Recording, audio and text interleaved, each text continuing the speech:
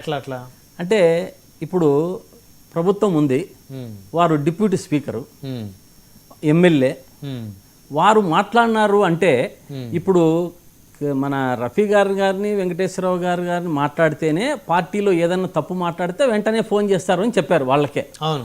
అటువంటిది ప్రభుత్వము, ముఖ్యమంత్రి గారు కానీ, పెద్దబాబు గారు కానీ, చిన్నబాబు గారు కానీ తెలియకుండా రఘురామ కృష్ణంరాజు గారు మాట్లాడరు అనేది స్పష్టంగా అర్థమవుతుంది. అంటే వాళ్ళు ఫోన్ చేసి నేను ఇట్లా మాట్లాడుతున్నానని ముఖ్యమంత్రి గారు అంటే అట్లా కాదు, అంటే పార్టీ నుంచి ఇండికేషన్ వస్తే తప్ప వీళ్ళు ఏం మాట్లాడాలన్నది వారు మాట్లాడాలంటే ఉంటుంది. అది పార్టీ పెద్దలు మాట్లాడేటప్పుడు ఎందుకు లేకుండా పోతుంది? పలానా అంశాన్ని తీసుకోసేపు ఉండండి. రఫీ గారు ప్లీజ్ సైలెంట్. మీరు పద్ధతి కాదు, సీనియర్లు పెద్దలు మీరు మాట్లాడినంతసేపు వినండి.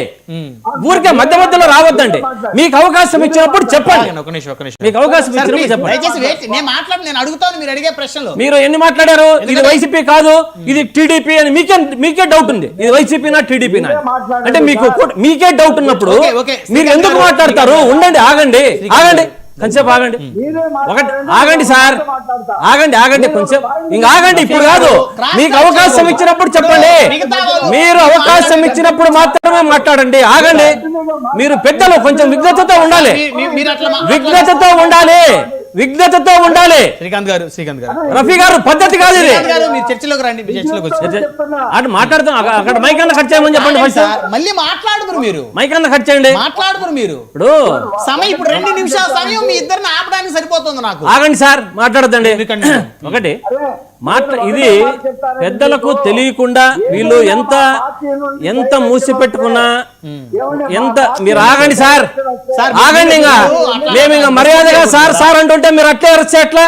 మీకు సీనియర్ నాయకులు కొంచెమన్నా విఘ్నత లేకపోతే ఉండండి. ఇప్పుడు నాకు తెలిసి అంత పెద్ద ఇష్యూను రఘురామకృష్ణంరాజు గారు మాట్లాడారు అంటే ఇది అంత ఈజీగా ఉండదు. ఇది మామూలుగా కూటమిలో కుంపటి అనేది స్టార్ట్ అయింది.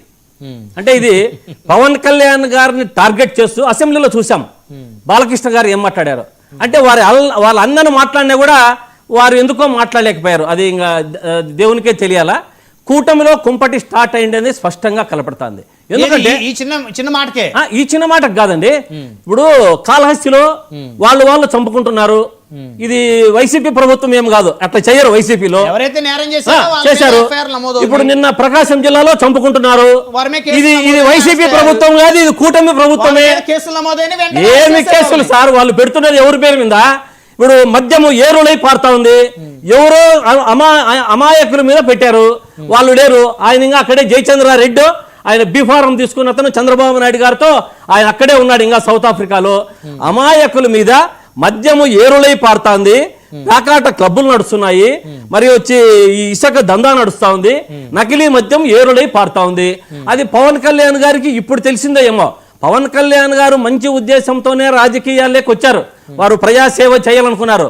కానీ రాష్ట్రంలో ప్రజలంతా పవన్ కళ్యాణ్ గారి మాటలు ఉత్త నీటి మూటలు, వారు ఏమి చెప్పినా ఎడారిలో ఎండమావులు అంటే ఆ విధంగా తయారు చేస్తుంది టీడీపీ శ్రేణులు. అంటే టీడీపీ శ్రేణులు పవన్ కళ్యాణ్ గారిని జీరో చెయ్యాలా అనేది ఒక టార్గెట్ గా పెట్టుకున్నారు.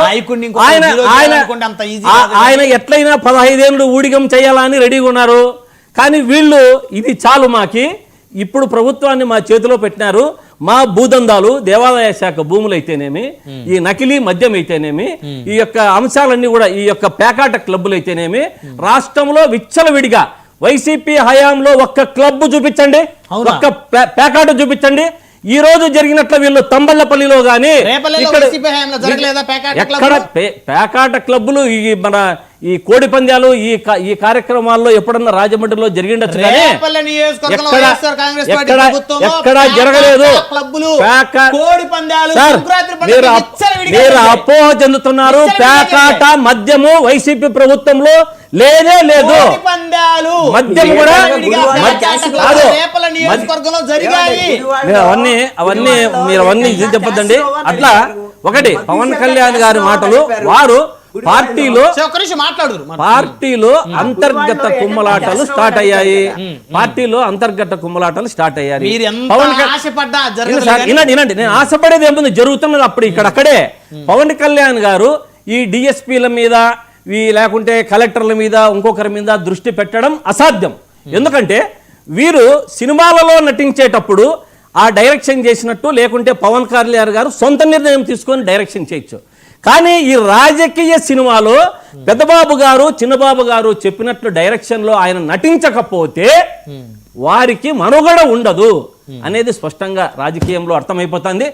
కాబట్టి ఈ విషయాన్ని చూస్తే ఈ రఘురామకృష్ణంరాజు గారు మాట్లాడాడు అంటే అది ప్రభుత్వం అండతోనే, చిన్నబాబు పెద్దబాబు గారి అండతోనే మాట్లాడి, అంటే ఇప్పుడు మీరు ఒక అనాలిసిస్ చేసేటప్పుడు, ఒక డిస్కషన్ చేసేటప్పుడు, ఇది ఇప్పుడు మీరు మాట్లాడింది ఏదైతే ఉందో, ఇప్పుడు లోకేష్ గారు కానీ చంద్రబాబు నాయుడు గారు కానీ పెట్టుబడుల వేటలో వాళ్ళు విదేశాల్లో బిజీగా ఉన్నటువంటి సమయంలో ఆయన నార్మల్గా రఘురామకృష్ణరాజు గారు చేసినటువంటి మాట్లాడినటువంటి ఆ మాట ఏదైతే ఉందో, ఆయన సర్టిఫికేట్ ఇచ్చే డిఎస్పీ గారికి దాన్ని టీడీపీ శ్రేణులు జనసేన ఇద్దరు తప్పు పట్టారు. నిజంగా ఆయన మంచోడు అయితే విచారణ అయిపోయిన తర్వాత ఆయన మంచిగా చెడా లేకపోతే తప్పు చేశాడా ఉప్పు చేశాడా అనేది విచారణ తేలింది. సో ముందు మాట్లాడటం అనేది అది చూసేవాళ్ళు కూడా బాగా